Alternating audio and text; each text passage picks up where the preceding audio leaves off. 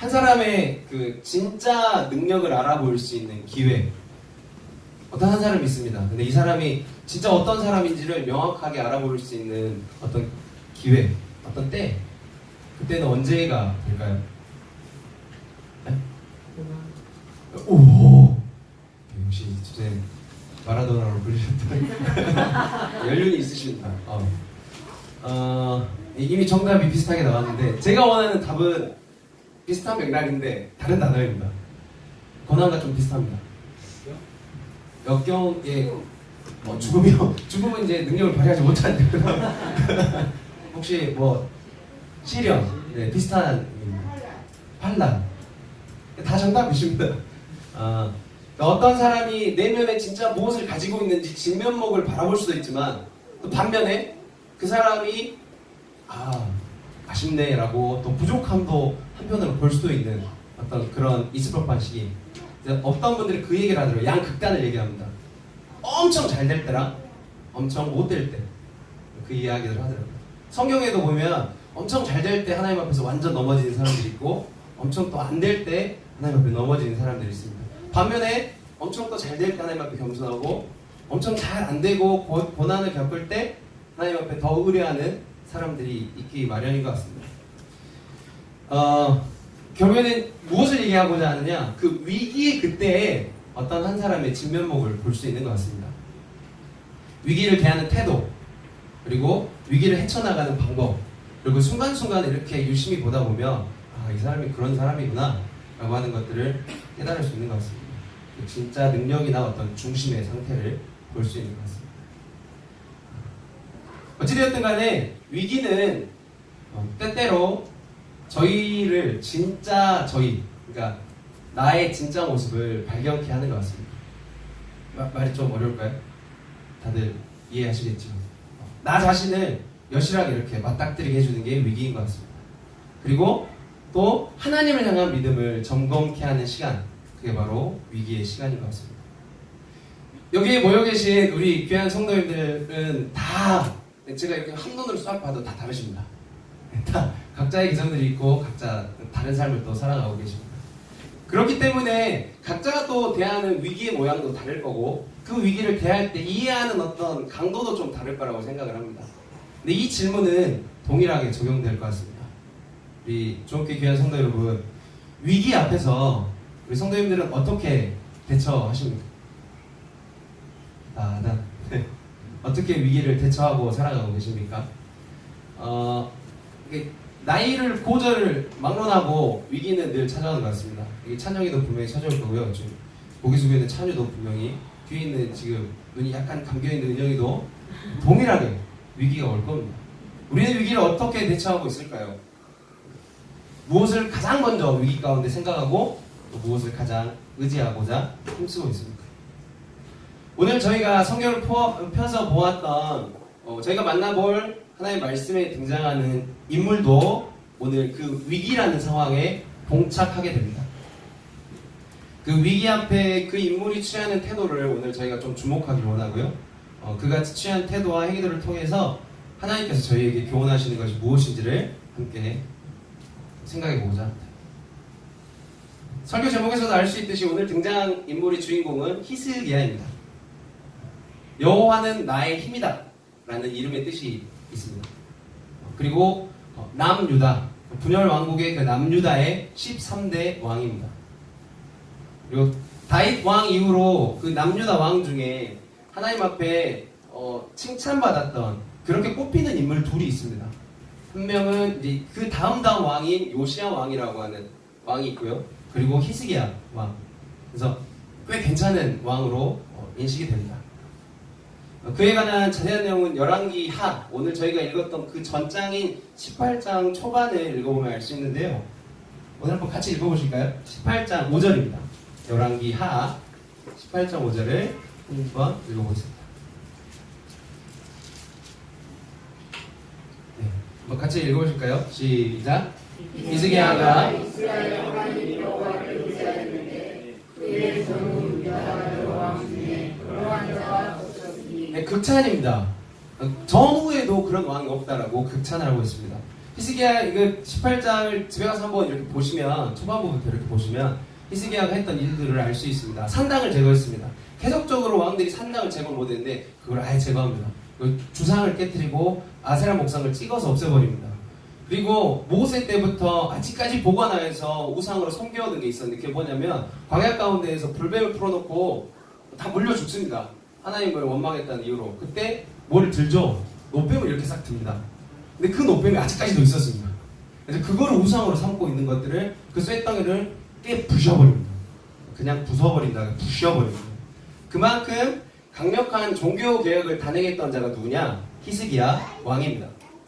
그리고 그 말씀 가운데 이러한 표현이 있습니다. 여호와께 연합하여라는 말을 한대요. 상당히 밀착되고 가깝다라는 그 연합하여라는 표현을 써서 하나님 뜻에 가까운 왕, 하나님 뜻에 순종하기를 힘썼던 왕, 그게 누구냐? 히스기야 왕이었습니다.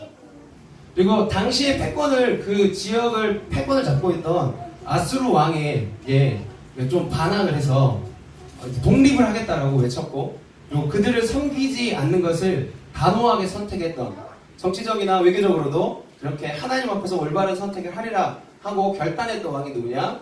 히스기야 왕이었습니다. 자, 히스기야 왕은 이 초반부에는 참 멋진 왕입니다. 그리고 믿음이 참 좋은 왕이라고 우리는 인식할 수 있습니다. 근데 그 왕의 삶에 큰 위기가 닥치게 됩니다.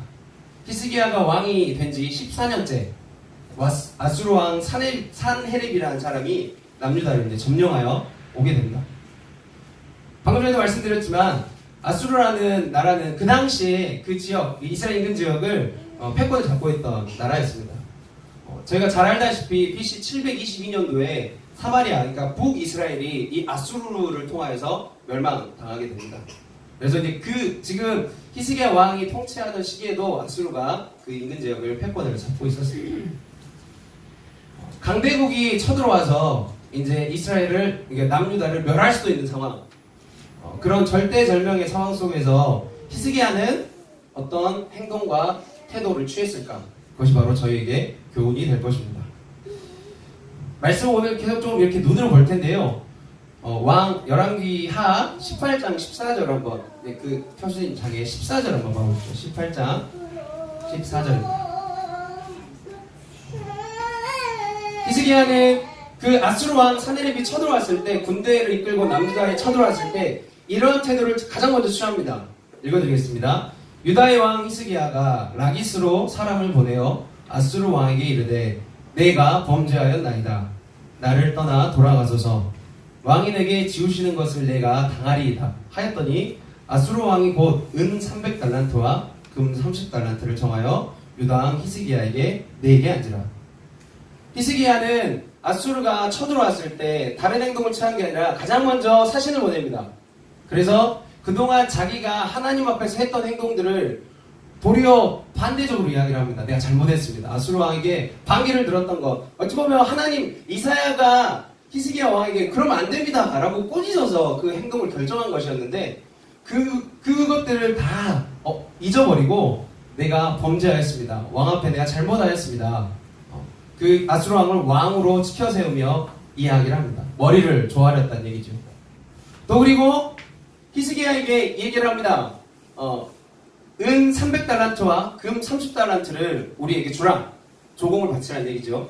그 조공을 바치기 위해서 히스기야가 어떤 행동을 하냐면 곳간에 있는 것, 그리고 심지어는 성전에 있는 것, 성전 기둥에 있는 것까지 은과 금을 빼고 뜯어서 아수르 왕에게 갖다 바칩니다. 이게 바로 아수르 왕이 처음 들어왔을 때 히스기야가 처한 위기에서 히스기야가 한 행동입니다. 어찌 보면 그 당시에 패권을 잡고 있는 강대국 아수르 앞에 약소국 그 남유다의 왕 히스기야는 당연한 선택을 했는지도 모르겠습니다. 굴욕적입니다. 사신을 보내어 왕이라고 일컫고 내가 잘못했습니다라고 빌고 그리고 조공을 바치는 일은 굴욕적인 일인지도 모르겠습니다. 그러나 자기뿐만 아니라 그 백성들도 살아야 되겠죠. 그래서 살기 위한 부득이한 선택이었을 것입니다. 그런데 성경에서 특히 오늘 저희가 보고 있는 이 열왕기서에서는 이런 그 하나님 뜻에 반하는 행동을 부정적인 평가로 일관하고 있습니다. 당연히 선택할 수밖에 없는 상황임에도 불구하고 이런 행동을 취할 때 이것으로 말미암아 너희가 망하게 됐다라고 하나님이 이야기하는 것들을 계속적으로 찾아볼 수가 있습니다. 즉 무엇이냐? 하나님은 네가 그 위기를 이겨내는 방법이 이것이 아니다 라고 성경에서 계속 이야기하고 있다는 것입니다. 세상에서는 큰 나라 앞에 내가 힘이 없으면 조아리는 것이 당연합니다. 그래야 살 수가 있습니다. 그런데 하나님은 그것들을 선택하기를 원하지 않으셨습니다. 세상 방법하고는 영 딴판으로 살아가기를 계속적으로 원하는 것, 그게 바로 열왕기서에서 얘기하고 있는 하나님의 메시지이기도 합니다. 이상하지요. 세상의 방법으로 살아가는 것이 어찌 보면 살 수도 있고 목숨을 연명할 수도 있음에도 불구하고 정반대되는 삶을 살아가기를 하나님은 늘 원하십니다. 그런데 바로 이것에 오늘 말씀 가운데 저희가 주목해야 될 귀중한 포인트가 있습니다. 하나님께서는요, 세상과는 다른 방법을 취하여서 일하시는 하나님의 일들을 이루어 가십니다. 이것이 오늘 저희가 생각해 볼 가장 중요한 포인트입니다. 세상의 가치와 세상의 방법과 뭔가 좀 다른, 어리석다고 이야기 들을 수 있는 방법을 취하여 하나님은 일을 하십니다. 어찌되었든 히스기야는요, 그 아수르가 쳐들어왔을 때 조공을 마치고 머리를 조아린 행동을 할 수밖에 없게 됐습니다. 자, 그렇다면 히스기야가 이런 선택을 했을 때 아수르는 그 남유다에게 어떤 행동을 보였을까요? 내 말을 잘 들어주었구나. 은 300달란트와 금 30달란트를 가져왔으니까 이제 내가 군대를 싹 빼주겠다 라고 이야기했을까요? 그렇게 얘기했다면 순수한 것이고 아직 사회를 모르는 겁니다. 히스기야 노력에도 불구하고 그가 나름 그 위기 앞에 노력했음에도 불구하고 아수르는 도리어 대군을 이끌고 다시금 예루살렘으로 쳐들어옵니다. 18장과 19장 저희가 읽었던 그 전까지 해서 총 3번의 말들을 하는데요. 그 사람들 앞에서 랍사게라고 하는 군대 장관이 나와서 2번의 조롱을 합니다. 그리고 한 번은 사신을 보내서 편지를 보내서 조롱을 합니다. 누구를 조롱하느냐? 남유다, 히스기야 왕, 그리고 그들이 믿고 있는 여호와 하나님을 조롱을 합니다. 그리고 항복해라, 너희들 멸망한다, 그 얘기를 합니다. 니들이 무엇을 의지하느냐? 니들이 의지하고 있는 게 도대체 뭐냐? 그거 다 소용없다. 히스기야 왕이 하는 말, 그거 다 믿지 말아라. 하나님이 구원해 주신다. 웃기는 소리 하지 말아라. 그거 다 말도 안 된다. 상식적으로 생각을 해봐라. 우리 조상 때부터 지금 이 열강들을 다 부시고 너희들한테 왔는데 너희가 우리를 이길 수 있겠느냐? 그 멸한 나라들이 섬기고 있는 신들도 다 불에 타서 없어졌다. 너희 나라가 우리를 이길 수 있겠느냐? 너희 신이 우리를 이길 수 있겠느냐? 그냥 정신 차리고 항복해라 라고 아수르는 이스라엘을 향해서, 그 남유다를 향해서 계속 조명합니다. 아까도 말씀드렸지만 현실적으로 보면 맞는 말입니다. 아수르 앞에 조아려야 되는 것이 맞습니다. 틀린 말이 없습니다. 그 외침 앞에서 히스기야도 동일하게, 그 신하들도 동일하게 지쳤고 다리가 덜덜 떨렸을 겁니다. 그걸 어떻게 할 수 있냐면 오늘 말씀 그 뒷부분에 19장 3절, 열왕기하 19장 3절을 보면 이렇게 표현을 합니다. 자신들의 어떤 삶의 상황을 이렇게 표현을 합니다. 그들이 이사야에게 이르되 히스기야의 말씀이 오늘은 환난과 징벌과 모욕의 날이라. 무엇입니까? 환난과 징벌과 모욕의 날이라. 신체적으로, 인격적으로, 정신적으로 엄청나게 데미지를 입었다라고 표현하는 것이죠. 그리고 그 이후에 아이를 낳을 때가 되었으나 회산할 힘이 없다. 이 말은 당시 유행하던 격언이었다고 합니다. 아이를 낳을 때인데 만삭이 돼서 이제 10개월이 가득 찼습니다. 아이가 나와야 됩니다. 근데 산모가 힘이 없습니다. 큰일 나죠. 목숨이 위태위태한 상황인 겁니다. 아수르를 대적해보자고, 또 아수르하고 편하게 그 위협 앞에서 그 위기를 이겨보자고 여러 가지 노력을 했습니다. 뭐 금도 받쳐보고 가서 머리를 조아려보고 여러 가지 방법을 했지만 어떤 답도 찾을 수 없는 상태. 그것이 어떤 상황이었냐? 히스기야가 겪고 있는 위기 앞에 또 다른 위기였던 것입니다. 위기가 있습니다. 그 위기가 있는데 무엇인가 해보고자 더 힘쓰고 힘써봅니다. 아주 그냥 발악을 계속 합니다. 뭔가 되는 것이 있으면 좋으련만 안 되는 모양들만 있습니다. 위기는 더 증폭이 되고 그에 대한 압박은 이루 말할 수가 없습니다. 네, 말씀을 묵상하고 준비하면서 그런 생각을 해봅니다. 이건 비단 히스기야만의 문제는 아닐 것 같습니다. 바로 저희의 삶의 모습이지 않을까. 위기 앞에 저희가 겪고 있는 어떤 어려움이지 않을까 생각을 해봅니다. 히스기야를 보면서 저의 신앙을 돌아보고 저의 삶의 태도를 어떤 그 비슷한 모습, 그런 모습들을 찾게 됩니다. 하나님을 잘 믿습니다. 아까도 말씀드렸죠. 히스기야 왕은 칭찬받는 왕입니다. 인정받는 왕이죠. 그런데 위기 앞에 하나님께 시각을 돌리기보다는 그 당시에 그들과 화친하고 조아려서 그 위기를 해결하고자 하는 자신의 방법을, 세상의 방법을 찾아가고자 하는 그런 연약한 모습을 발견하는 것이죠. 저 또한 마찬가지인 것 같고 우리 성도님들 삶에서도 위기 앞에 혹여 그런 모습이 있진 않은지 생각해봤으면 좋겠습니다. 결국 위기라고 하는 아수르라고 하는 엄청난 거대함이 히스기야 왕이 이만하면 그 위기는 있다만 할 겁니다. 그 앞에 딱 서니까 어떻게 되느냐? 아, 내가 작구나. 연약함을 그대로 드러날 수밖에 없다는 거죠. 무엇인가 해보려고 계속 부딪히고 자기 나름대로 힘써봤지만 무엇도 할 수 없는 나약한 상태. 아이를 낳을 때가 됐는데 힘도 없는 정말 비참하고 비참한 상태. 그게 바로 히스기야의 삶이고 그렇게 연약함이 드러나 있는 모습이었습니다. 그러나 성도 여러분, 성경에서는 내용 여기서 끝나지 않습니다. 바로 이때가 기회라고 늘 성경은 이야기를 합니다. 바로 이때가 기회고 그것이 바로 진짜로 나아갈 수 있는 첫 걸음입니다. 근데 참 안타깝습니다. 뭔가 이 연약함을 느끼기 전에 그 진짜를 누릴 수 있으면 좋은데 저희의 교만함이 그것들을 막는 것 같습니다. 어찌되었든 바로 그 이때가 자신의 연약함을 뭔가 해봤는데 아무것도 할 수 없는 상태를 느끼는 그 순간이 바로 진짜로 나아가는 순간이 되었습니다. 그렇기 때문에 우리의 연약함 그대로 마주할 수 있는 것, 그것 또한 어찌 보면 은혜라고 말해볼 수가 있습니다. 왜냐하면 그래야 내가 할 수 없음을 인정하고 진짜 할 수 있는 분을 드디어 찾기 시작하기 때문입니다. 아무것도 할 수 없고 아수르가 계속적으로 이제 침략을 하겠다라고, 그리고 또한 조롱하는 것들을 계속 받아들이는 그 상태, 아무것도 할 수 없는 상태에서 드디어